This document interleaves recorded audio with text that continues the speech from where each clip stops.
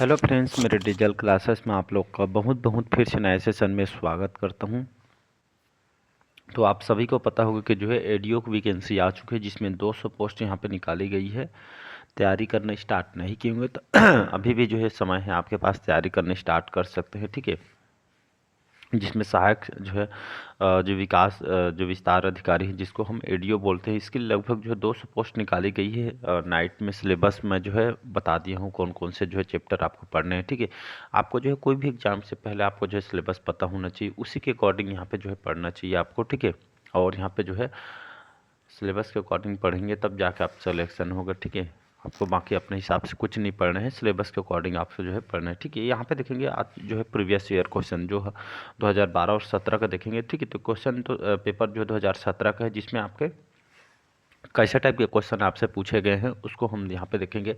Syllabus से लगभग मान के चलिएगा 15 से 20% क्वेश्चन आपके रिपीटेड होते हैं। ठीक है जी, कोई भी एग्जाम में जो है क्वेश्चन देखेंगे रिपीटेड होते हैं। मैं कई बार जो है प्रीवियस और क्वेश्चन कराया हूँ, तो यहाँ पे जो 15 से 20% आपके रिपीटेड बार बार जो पूछे होते हैं वो क्वेश्चन यहाँ से आते हैं, तो बहुत लाभ होता है। यहाँ से पैटर्न समझ आता है, कैसे टाइप के क्वेश्चन बनते हैं, तो इससे बहुत सारे लाभ होते हैं। ठीक है, बाकी ये जो क्वेश्चन पेपर है 2017 का है, जो आपके 2012-17 दो बार में हुआ था, वहाँ पे हम यहाँ पे देखने वाले हैं।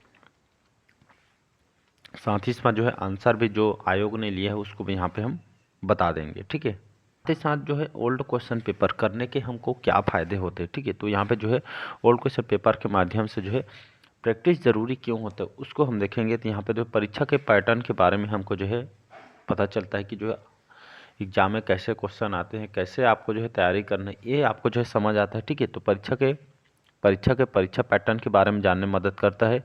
दूसरा है कि जो है परीक्षा में प्रश्नों को स्तर समझने में काफ़ी मदद मिल, जैसे कि मैंने बताया कि जो है एग्जाम में कैसे टाइप के क्वेश्चन पूछे जाते हैं वो आपको समझ आएगा। पूरे सिलेबस के रिवीजन में मदद करता है। ठीक है, पूरे सिलेबस को पढ़ने में, उसको रिवीजन करने में, समझने में, ये आपको यहाँ से जो है मदद मिलते हैं। कुछ ऐसे क्वेश्चन है जो बार बार रिपीट होता है, जैसे कि मैंने स्टार्टिंग में बताया, बहुत सारे 15 से 20% ऐसे क्वेश्चन जो आपके एग्जाम में बार बार रिपीटेड होते हैं। ठीक है, रिपीट होते हैं, और इससे आपके एग्ज़ाम क्लियर होने की संभावना यहाँ पे जो है बहुत ही अधिक बढ़ जाता है। ठीक है, तो जाहिर सी बात है आपको जो है एग्ज़ाम इसमें और जो है निकालने की संभावना बढ़ जाती है। तो यहाँ पे हम देखेंगे जो यहाँ पे जो आपके जो 2017 में हुआ हो, जो पेपर हुआ था, उसका हम जो है आप प्रीवियस से स्टार्ट करेंगे, जिसमें सामान्य ज्ञान के पहला क्वेश्चन है, निम्नलिखित किस संवैधानिक संशोधन अधिनियम द्वारा असम के कुछ क्षेत्र को मिलाकर मेघालय राज्य बनाने का प्रावधान किया गया है। तो ये कौन सा जो है जो संविधान संशोधन है, तो 22वां जो संविधान संशोधन अधिनियम 1969 के तहत ये जो है, इसमें जो है संशोधन अधिनियम द्वारा असम के कुछ क्षेत्र को मिलाकर मेघालय राज्य में जो है बनाने का प्रावधान किया गया था। इसका सी ऑप्शन हो जाएगा, आयोग ने इसका आंसर सी लिया गया था। ठीक है जी, दूसरा देखते हैं कि निम्नलिखित जो है किस केंद्र शासित प्रदेश में प्रशासन के लेफ्टिनेंट गवर्नर नियुक्त नहीं किए जाते हैं। लक्षद्वीप, पुदुचेरी, दादरा एवं नगर हवेली, चंडीगढ़, इसको विलोपित किया गया था। ठीक है, क्योंकि ये जो है लक्षद्वीप, पुदुचेरी, दादरा नगर, चंडीगढ़, ये सभी जो है केंद्र शासित प्रदेश है, इसलिए इसको जो है यहाँ पे लेफ्टिनेंट गवर्नर जो है नहीं नियुक्त किए जाते, उसको बाकी इसमें जो है नियुक्त किए जाते हैं। इसको आपको याद रखते, इसलिए इसको विलोपित किया गया है। थर्ड क्वेश्चन है कि निम्नलिखित किस राज्य में विधायी उद्देश्य के लिए विधान परिषद है। मध्य प्रदेश, तमिलनाडु, गुजरात या कर्नाटक, इसका डी ऑप्शन हो जाएगा यहाँ पे। तो कौन से राज्य में, तो कर्नाटक राज्य में विधायी उद्देश्य के लिए विधान परिषद है, तो इसका डी ऑप्शन जो है करेक्ट आंसर हो जाएगा। चौथा क्वेश्चन है, निम्नलिखित में आईएएस, ठीक है, आईएएस इसको तो सभी जानते हैं। ठीक है, आईएएस जो है अधिकारियों में कौन जो है भारत सरकार के प्रमुख प्रशासकीय जो अधिकारी होता है, तो जो कैबिनेट सचिव होते हैं। ठीक है, तो आईएएस अधिकारियों में जो जो पोस्ट है कैबिनेट सचिव, ये जो है भारत सरकार के प्रमुख प्रशासकीय अधिकारी होता है, तो इसको आपको याद रखना है। ये ऑप्शन जो है करेक्ट आंसर हो जाएगा। पांचवा क्वेश्चन है, सामान्य परिस्थितियों में एक नगर निगम में प्रशासनिक अधिकार मुख्यतः किसके पास होता है। तो ये आपके नगर आयुक्त, याद रखिएगा। तो सामान्य परिस्थितियों में एक नगर में प्रशासनिक अधिकारी मुख्यतः किसके पास होता है, ये जो है नगर आयुक्त के पास होता है, तो इसका बी ऑप्शन हो जाएगा यहाँ पे करेक्ट आंसर। छठवां क्वेश्चन है, मध्य प्रदेश, ठीक है, जो हमारा पड़ोसी राज्य है, तो मध्य प्रदेश किस दिशा की ओर ये आपका राज्य स्थित है? आप सभी को पता होगा हमारा जो छत्तीसगढ़ है ये 7 राज्यों से जो है सटा हुआ लगा हुआ है। तो इसी तरह जो मध्य प्रदेश राज्य ये आपका कौन सी दिशा, दक्षिण पूर्व दिशा में आपका जो है ये आपका स्थित है। तो इसका बी ऑप्शन करेक्ट आंसर हो जाए। 7वां क्वेश्चन है, निम्नलिखित में से कौन सा जो खनिज इस राज्य में उपलब्ध नहीं है? कोयला, लौह अयस्क, बॉक्साइट या और मैग्नीज। याद रखिएगा, तो जो मैग्नीज है ये हमारे छत्तीसगढ़ में जो है ये खनिज जो है राज्य में उपलब्ध नहीं। बाकी कोयला इसका तो जानी जो सबसे ज़्यादा, लौह अयस्क, बॉक्साइट, ये सभी खनिज हमारे छत्तीसगढ़ में पाई जाती हैं। खनिज पढ़ा चुका हूँ, खनिज अगर आप पूरा चैप्टर लगभग पढ़ाया हूँ। अभी जो छत्तीसगढ़ के जो है मिडवल हिस्ट्री में पढ़ा रहा हूँ, जिसका लगभग एक पार्ट अपलोड कर दिया गया है। ठीक है, तो आप पढ़ सकते हैं, पूरा डिटेल पढ़ाया हुआ है। अगला क्वेश्चन है, निम्नलिखित में से कौन सा जो जलप्रपात इस राज्य में सबसे ऊंचा है? तीरथगढ़, चित्रकूट, रानीदा, अमृतधारा। ठीक है, ये सभी जो मैं पूरा पढ़ा चुका हूँ, जिन लोग यहाँ पे पढ़े होंगे तो उन लोग ऐसे ही आंसर बता देंगे। ठीक है, तो इसका आंसर हो जाएगा ये आपका कहाँ पे है? बस्तर में है। ठीक है, चित्रकूट भी आपका बस्तर में है। ठीक है, इसको आपका अमृतधारा कोरिया में है। कमेंट बॉक्स में बताइए रानीदा जलप्रपात कौन से जिले में, इसको आंसर आपको बताना है। ठीक है, तो इसको आपको याद रखना। तो ये जो तीरथगढ़ जलप्रपात है ये राज्य का जो है सबसे ऊंचा जलप्रपात है। ठीक है, इसके जो है ऊंचाई लगभग 300 फीट इसकी ऊंचाई है।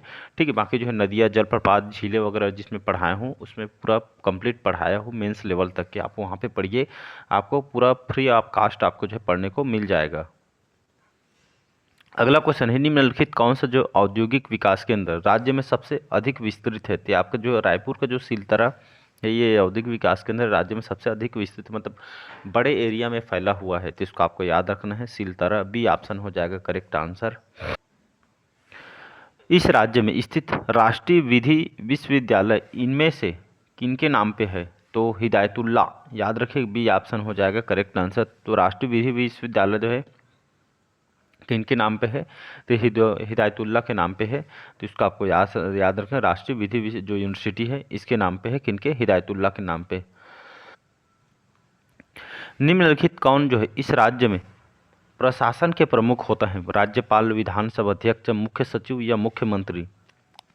इसका आंसर हो जाएगा मुख्य सचिव। ठीक है, तो इस राज्य में प्रशासन के प्रमुख कौन होते हैं? तो जो है मुख्य सचिव होते हैं। इसको आपको याद रखना है, सी ऑप्शन जो है करेक्ट आंसर हो जाएगा।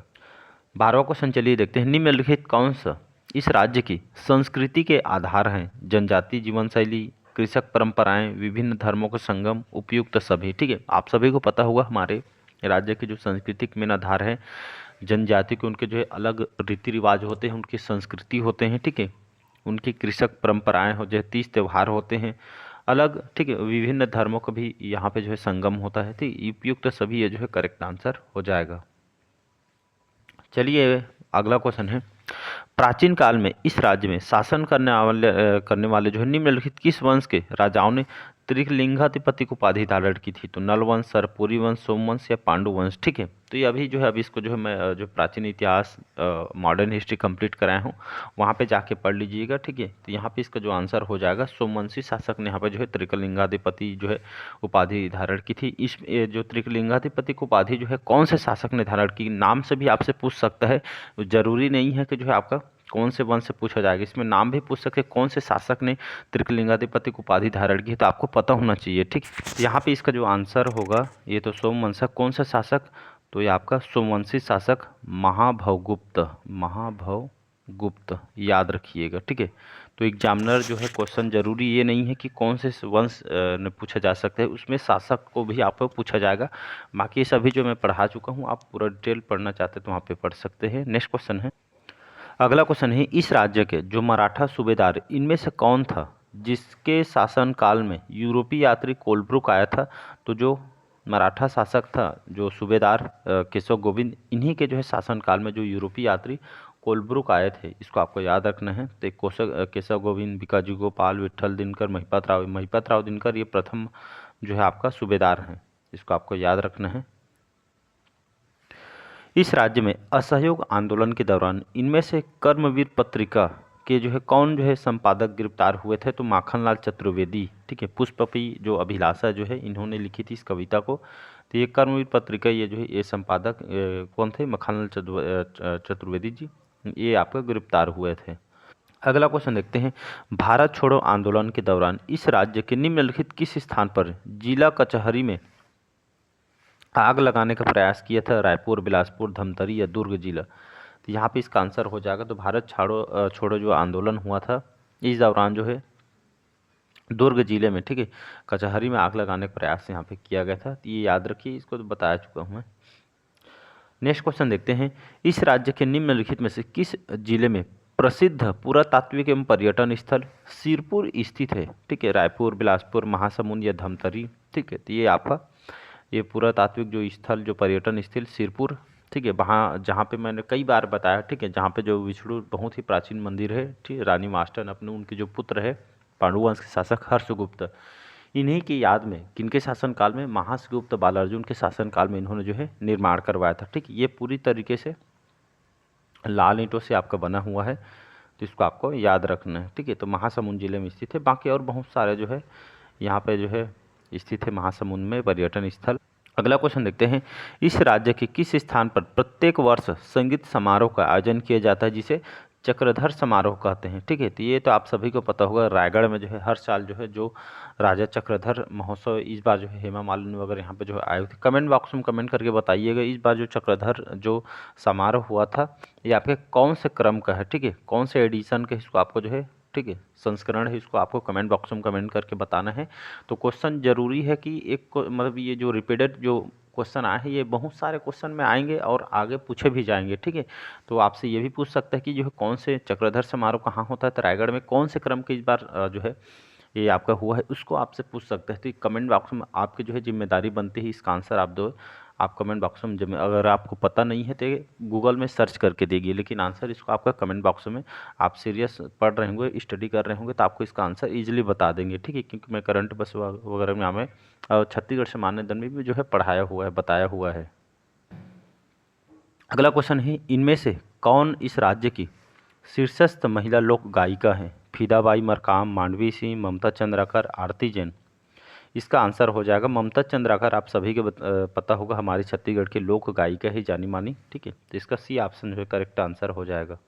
अगला क्वेश्चन देखते हैं, 20 क्वेश्चन है। ठीक है, एक बार यहाँ जो प्रीवियस जो हम क्वेश्चन कवर करा रहे हैं ये आपके लगभग सभी एग्जाम के लिए आम काम आएगा, पीएससी के लिए काम आएगा। ठीक है, एसआई, पुलिस कांस्टेबल, व्यापम के जो भी एग्जाम इसलिए काम आएगा क्योंकि जो है लगभग 15 से 20% जो क्वेश्चन आपके रिपीटेड होते हैं अलग अलग एग्जाम में। मैं मतलब जब पुलिस कांस्टेबल भी जो प्रीवियस ईयर में कवर कराया था वहाँ पे लगभग बहुत सारे ऐसे क्वेश्चन आपके एसआई में, पीएससी में पूछे गए हैं, तो ये सभी एग्जाम के लिए काम आएगा। ठीक है जी, आप जो कोई भी क्वेश्चन पेपर उठा के देख सकते हैं, यहाँ से क्वेश्चन आपको रिपीटेड आपको मिल जाएगा। ठीक है, तो इससे बहुत सारे फायदे होते हैं। ठीक है जी, तो इस राज्य के जनजातीय लोगों के द्वारा निम्नलिखित कौन सा जो लोक नृत्य किया जाता है जो कृषि परंपरा पे आधारित है? तो ये आपका जो कर्मा, याद रखिएगा, ये जो है कर्मा जो है ये जनजातियों द्वारा जो है ये जो है लोक नृत्य जो है किया जाता है जो कृषि परंपरा पे आधारित होता है। ठीक है, और लगभग सभी जनजातियों में जो है